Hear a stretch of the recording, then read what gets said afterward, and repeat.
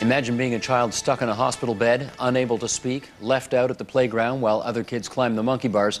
Tom Chow doesn't have to imagine it. In his work at Bloorview Macmillan Children's Centre, the province's premier rehabilitation facility for kids, he sees firsthand the kind of roadblocks disabled children face every day. Tom Chow is a rehabilitation engineer. Using computer technology, his inventions enable kids to make music with the wave of a hand or communicate with the blink of an eye. He's just been awarded a prestigious Canada Research Chair by the federal government. Today we take a look at some of his groundbreaking inventions. Are you ready?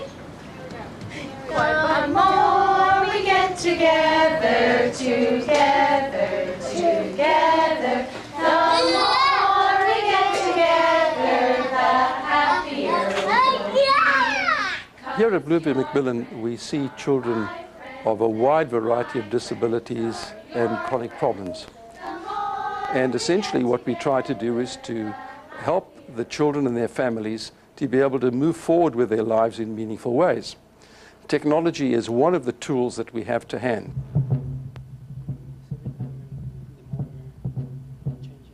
My background is in engineering, electrical engineering to be precise, and I've also done some graduate work in the area of artificial intelligence. What we're concerned with, at least in my research program, is the design of intelligent devices. And by intelligent, we mean devices that are able to learn automatically about the child's environment, about the activities that the child is doing. Are you ready for your Timbits? Yeah, I think so. Oh, boy. Currently, I'm working on 4 different types of devices. One is a device to detect the swallowing difficulties in children. Another device is a prosthesis that's driven by muscle sounds. The third device is the virtual music instrument. Please hold my hand. Please read me And a the story. 4th one is a non-contact communication aid. Please hold my hand. Rehabilitation engineers need to be very creative, very much like inventors or scientists of the old days, where you need to come up with very creative solutions to real everyday problems. Megan is almost 6, and she's into everything. And they told us actually when we first came here that anything Megan wanted to do, they would make it possible for her to do. We started coming here when she was 3 months old, and they give her a passive hand. It's like a little fist, so that she can be balanced to learn how to sit up. And then I guess when she was about a year old, she went into a myoelectric hand with 1 sensor, so she had the ability to open it, and it closed itself automatically. And then about 2 years ago, she went into a 2-sensor hand, so she opens it and closes it herself. Well, I like to do lots. Swimming. Biking. Biking. We're quite excited about the new technology they've got here for her. Relax. The muscle sound prosthesis project is extraordinarily exciting in the sense that it now will be possible for us to actually fit the limb using a silicon sort of roll-up sleeve. Instead of having to have a hard socket that's specially tailor-made to the individual, one would be able to roll this onto the individual. With the new hand, what I've learned so far is it's probably not going to make that noise that this hand makes. It's going to be smaller, and also it's going to be really soft, because this hand is quite hard. We have to watch that we don't hit other kids in the playground with it sometimes. It closes and open.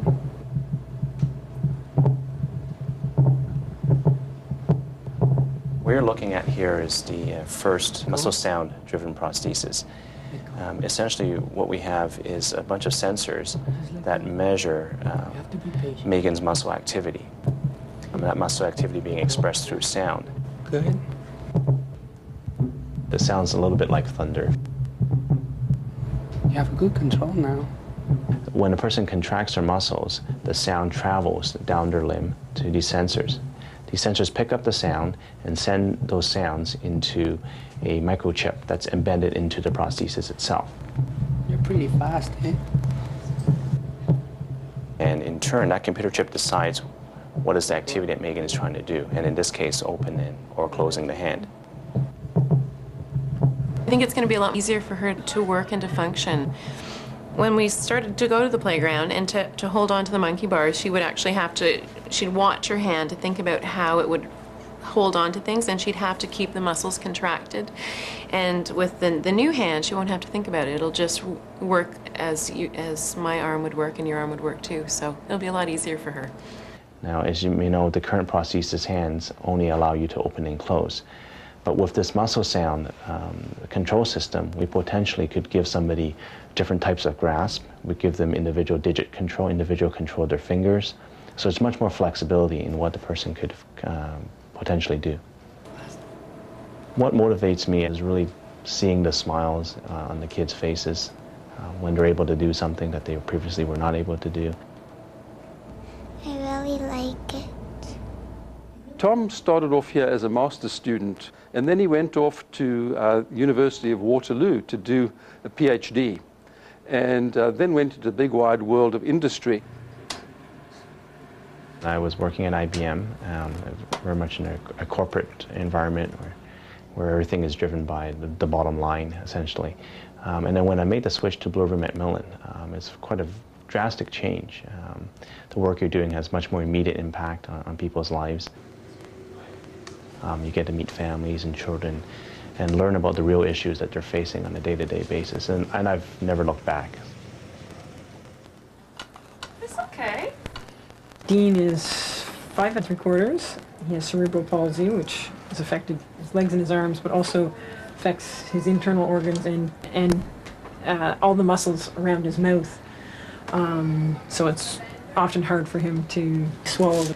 So since Dean's been quite young, we've been worried about him aspirating, and it's just very hard to tell. As somebody feeding him, the only way you know is if he does start to sort of gasp or cough or something like that. What we have created here is essentially a device to monitor a child's swallowing safety. So the idea is that this would be something that a family could take home and use at the dinner table, at the bedside, or in the school, wherever the child would be feeding. Hey, that looks cool.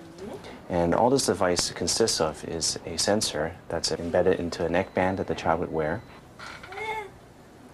And what it's looking at is the vibrations that's associated with swallowing. And by looking at those vibrations, we can tell how well the person is swallowing. There you go, buddy. Great. And then there would be a small box that would have like 2 lights, a green light for safe swallowing and a red light indicating that there may be some difficulty with what the child's eating right now. And just as a sign for the parent to stop feeding or change the consistency of the food or change the positioning of the child. And it would be especially good with babysitters, with grandparents, aunts and uncles. There are lots of people who Dean knows and really likes, and they like being around him, but they feel quite nervous feeding him because they've heard us talk about, he could aspirate, he could, this could go down the wrong way.